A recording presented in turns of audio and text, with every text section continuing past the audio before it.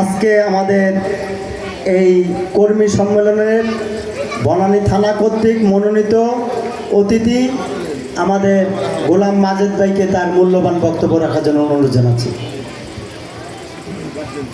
বিসমিল্লাহির রহমানির রহিম।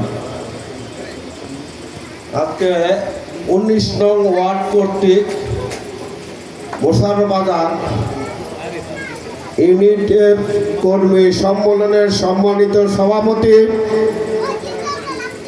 বনানী থানা বিএনপির সিনিয়র যুগ্ম আহ্বায়ক, সাবেক ভারপ্রাপ্ত আহ্বায়ক মিজানুর রহমান মিজান, উপস্থিত যুগ্ম আহ্বায়ক বৃন্দ, উপস্থিত আছেন 19 নম্বর ওয়ার্ড সাধারণ সম্পাদক সহ সিনিয়র নেতৃবৃন্দ, 7টি ইউনিটের সিনিয়র নেতৃবৃন্দ, আসসালামু আলাইকুম। আপনারা দীর্ঘক্ষণ বক্তব্য শুনেছেন এবং জেনেছেন যে আমরা 12ই ফেব্রুয়ারি নির্বাচনের পরে আমাদের গণতান্ত্রিক সরকার, দেশের প্রধানমন্ত্রী জনাব তারেক রহমান ক্ষমতায় এসেছে ঢাকা 17-তে।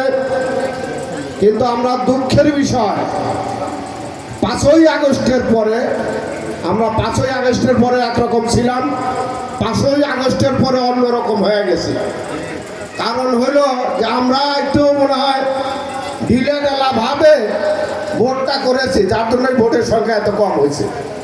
ঢিলেঢালা ভাবে আগে কত কঠিন ছিলেন, যেখানে কর্মসূচি দিছে ওখানে দৌড়া গেছেন, যে আর যার জায়গা থেকে গেছেন। আগে বলা হয়তো যে মোশাররফ বাজার হলো গেরিলা বাহিনী, তো এই গেরিলা বাহিনী তো নির্বাচনে দেখলাম না। ওই গেরিলা বাহিনী গেল কই? ভোটের বেলায় তো যা গেরিলা বাহিনী পাইলাম না।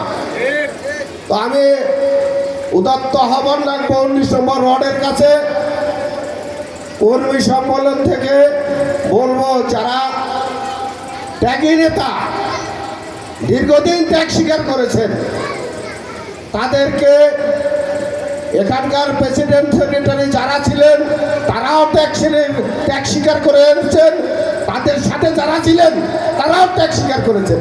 আগামীতে এরকম ভালো যাতে একটা কমিটি উপহার দেয় 19 নম্বর ওয়ার্ড, তাদের প্রতি উদ্যোগত আহ্বান রাখবো, যাতে আমরা কর্মী বান্ধব হই, আমাদের সরকারকে যাতে আরো বেশি কিছু দিতে পারে, এই উদাত্ত আহ্বান রয়ে আমি আমার বক্তব্য শেষ করছি।